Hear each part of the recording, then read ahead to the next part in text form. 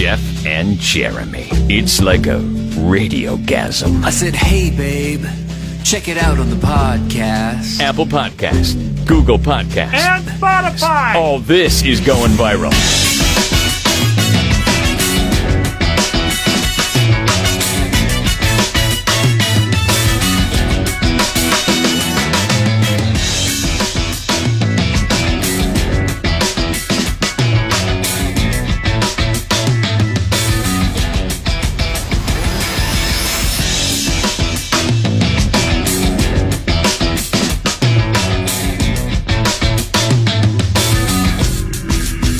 Buy a sack of weed.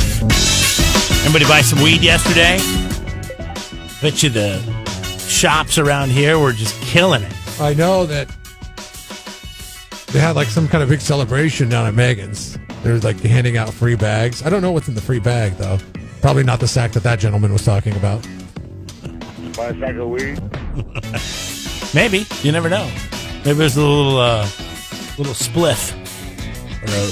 Is that what it's called? A spliff? I'm not really sure. I don't know.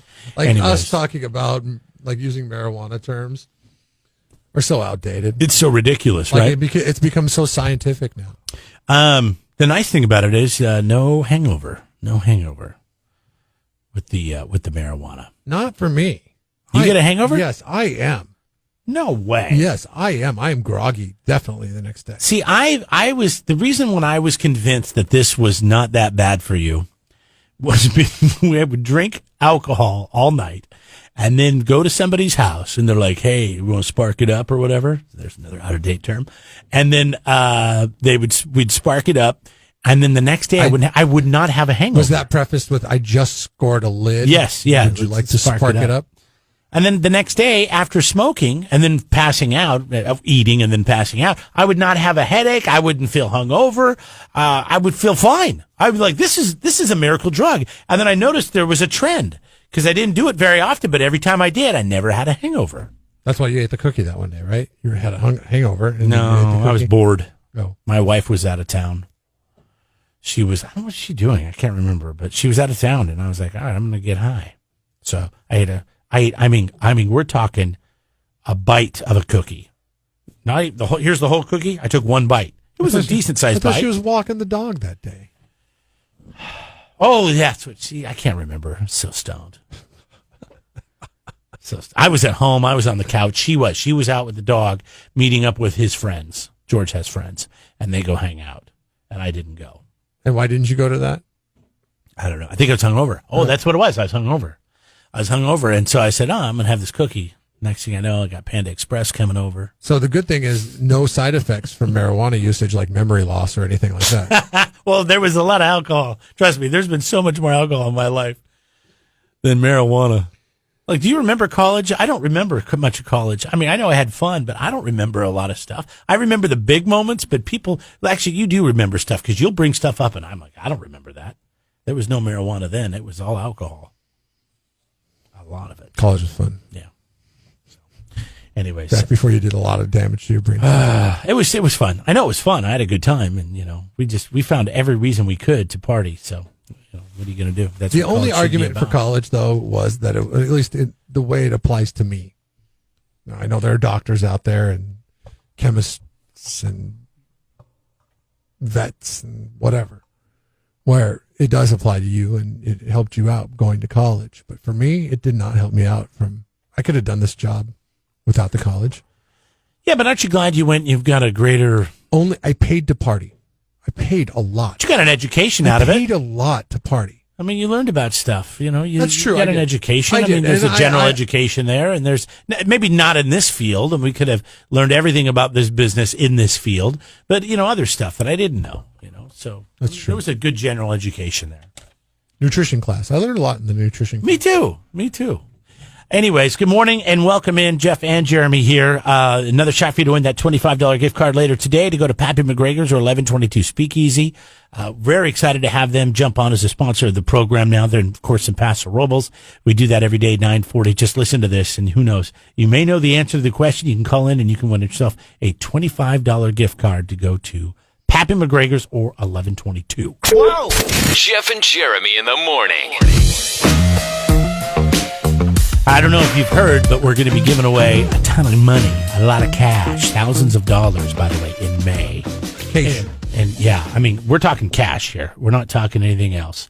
And we're talking about it's something you can win. Only people here in San Luis Obispo, from Paso Robles or San Miguel to, I don't know, King City. Maybe King City, if you can get us up there. I know you can. A lot of people can get us. Anybody within an earshot of this radio station in their old school radio in their car, remember we those? have like 5 listeners in King City. 5. Yeah. Now, I guess if you were, we have a lot of people that King listen City 5, I to call them. KZOZ still that moved to Idaho and Washington and Texas and Utah. That happens. In Oregon. So but you have to be a local person to win the money. So only local people can win this money. That's always been the deal. Really? Yeah, only local people. I don't like that. I'm pretty sure that's the deal, right? I mean, we've done contests before and people live in another state. That's true. And they can't win. The Oregon winner from the Red Zone Challenge. Yeah, he didn't get to win. So you got to be local. This is a local contest. We're giving away thousands of dollars. It starts in a little over a week. And just stay tuned to find out more about it. I'm not even supposed to be talking about it until next week. Yes, that's true. But I'm not really saying anything. We'll have the details next week. You did say if you live in Idaho, you can't win. I don't even know if that's even true, but I believe it is due to past contests. But I want everybody to know this isn't one of those contests like we've had in the past where it was, nationwide from here to Florida, from here to I think Nantucket. if you take the effort to download the app and have it on your phone to where you could stream us at your convenience wherever you are in the world, that you should be in the running for this, right? Well, we'll put a petition up for you, but here's the deal. If you're local, you're going to win it. Thousands of dollars next week. All the details, all right? And it's super easy. I mean, it's easier than any contest we've ever done, actually. So details on that next week. The poll question today is, what's your favorite meal? Oh, we've talked about this before. Is this like one of those things, like if you could eat one thing the rest of your life? No. It's just asking people what their favorite meal is. And I don't have a favorite meal. 50% of people meals. said that the meal that they look most forward to is dinner. I can skip dinner and not bat an eye. Oh, really? Dinner for me is... Breakfast or breakfast lunch, as I like to call it, because I don't get to eat breakfast till later on in the day because of our jobs, usually. Dinner's usually an but appointment. Like breakfast on the weekends, dude? Dinner's when you go out. Grab a bottle of wine. That's what you do. Make an occasion out of it. Have cocktails. I mean, that's what I call going out now. I used to be going down to a bar and drinking, Red Bulls and vodkas. I don't do that anymore. Somebody said to me the other day, they're like, "Yeah, you might see me down at." No, I wouldn't. I don't go to bars, but I do go to some nice restaurants that I like. Broad Street Public House ever? I Is would that a go bar? there. It's a beer and It's a wine. pub. It's a pub. Pub. That's right, Public House. It's either a tavern or a pub. Okay. You call it whatever you want. I like tavern, but nobody does that anymore. Why does anybody use the word tavern? I don't know. Tavern's cool. I always thought tavern was cool. Let's bring back the tavern. Remember when I was a kid, my parents Like the would take barbershop me has to made a it place come back. Let's bring back the tavern. called the Strap. And that was the tavern. I don't know what it meant, but all the softball teams used to go there, and the kids had a raised level where there was tables, and the kids could be up there. This is only a Washington thing.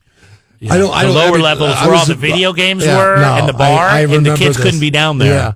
Yeah, like if you passed a partition, like the bartender would start screaming at you and say, "Get back down there!" Yeah. And you're like, "My dad's up here," and He's a drunk guy over there. My dad would have to get up from the bar and come down and talk to me next to the video games in a lower level of the stupid lounge, whatever it was. God, that was stupid. Tavern's cool. Okay, back to my favorite meal. It's really tough. I mean, lunch for me is the one that could go number one. I mean, Yes. I don't care about I could skip lunch. But I could skip dinner. I'd rather have lunch than dinner. The two meals I like to go out for, breakfast and dinner. Brunch and dinner. Breakfast, sometimes, and we're talking about you're talking about going out because that's your life, man. That's all you guys do is you go out to eat. That's our entertainment. What we don't ever go out because we have kids and we're afraid that they're gonna be crazy. You guys do in a stuff restaurant. during the day with your kids. Yes, but we don't eat out with our kids very often. What do you do when you're out during the day with your kids? You pack a lunch? Yeah, they old school? like doing the picnic thing. Oh, do you? They like doing the picnic thing more than eating. You make at a restaurant. sandwiches and then you just take them on the road? Yep, that's what they like to do. What kind of salads? I mean, what kind of, sorry. Oh, God. Egg salad? I remember my grandma used to make us lunches all the time, just for whenever we'd do stuff, and we'd never go. Every once in a while, we'd go to a restaurant like Skipper's. And we're like, oh, Skipper's was a seafood place. And, It was like Long John Silver's, but a regional yeah, but it was chain. more of like a fast foods, but you'd go order and then they'd bring it out to you. Also a very Northwest thing. Clam chowder, fish, and maybe some I don't think shrimp. they're around anymore. There's a few up there still, I guess. Oh, there is. But anyways, that was a big deal. But normally she'd make egg salad, or she would make, tuna fish, like stuff probably kids hate, right? I liked it as a kid because that's what I Kids won't eat either of those. I try to every time. Yeah. I'm like, hey, come on, just try it. Just try it. Don't tell them what it is. I do. This is a magical special Tuna fish sandwich. and egg salad stink. And Like, you ever been on a plane and somebody brings out a tuna fish or egg salad sandwich? You look at them like, come on, did you know when you got on today, did you know where you were coming? Why would you bring that on this I airplane? knew exactly where I was coming. That's why I brought it. I want people to stay away from me. But if you think about it, my favorite foods, waffles, sausage, bacon, and eggs.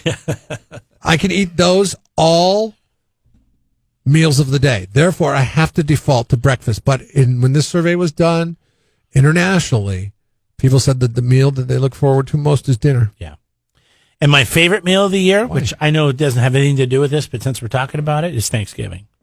That is the number one thing I look forward to. Man, I love Thanksgiving. Sometimes we do Thanksgiving in the spring, just because we haven't had it since November. 805-543-3693. You can let us know your thoughts on it. You can also vote in the SurfNet Communications poll question, kzoz.com. Wake up.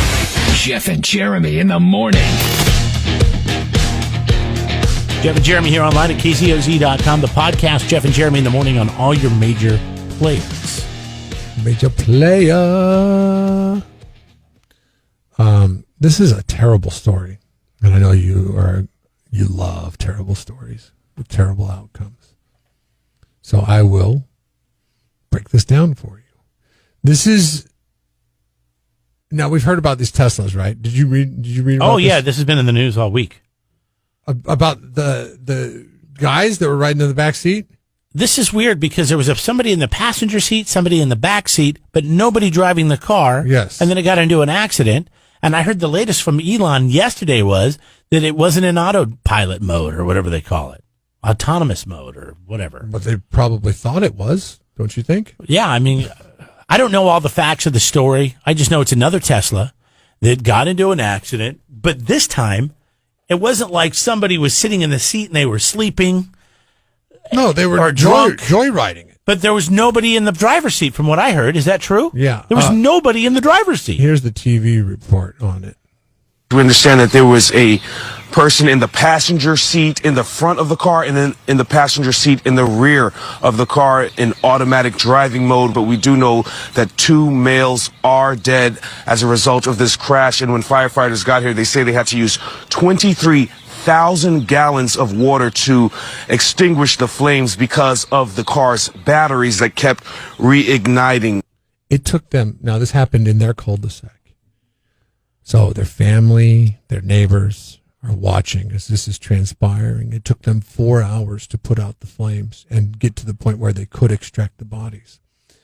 If this is a problem with electric cars, maybe we need to pump the brakes. Pardon the pun on the whole new Green Deal. What is the problem? The problem that the batteries catch on fire and it's hard to put them out? Yeah.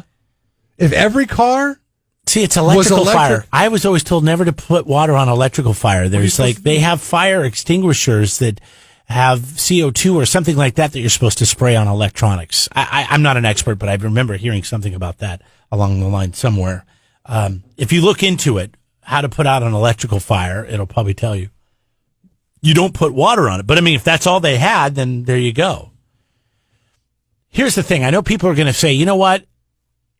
we now have had a handful of reports, more than a handful, maybe a couple People handfuls. sleeping, lots of videos of people sleeping driving the cars. But does that mean we should take away the cars from everyone because No. there's a handful or two handfuls or three handfuls of morons or bad people? No. You got to treat it like It's a great car. It's a great technology.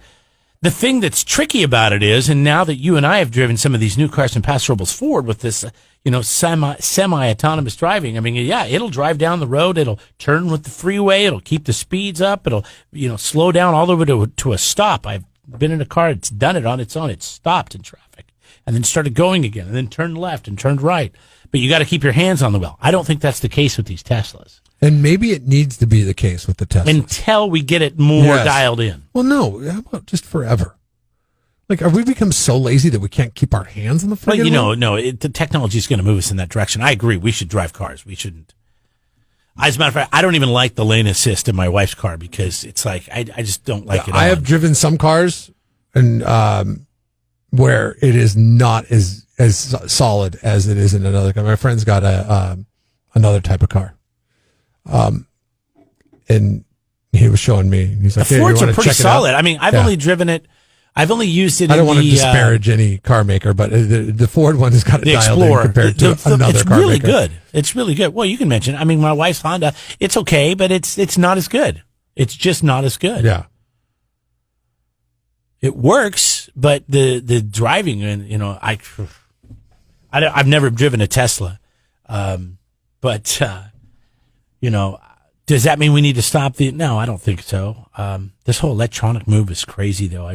The reports at GM, and they're like the leaders right now in building electronic cars. I was talking to my cousin Marty, who plays the stock market. He goes, the stocks are huge right now with this because they're developing so many new cars. GM is really getting into this. They got the Hummer. They got a new truck coming soon.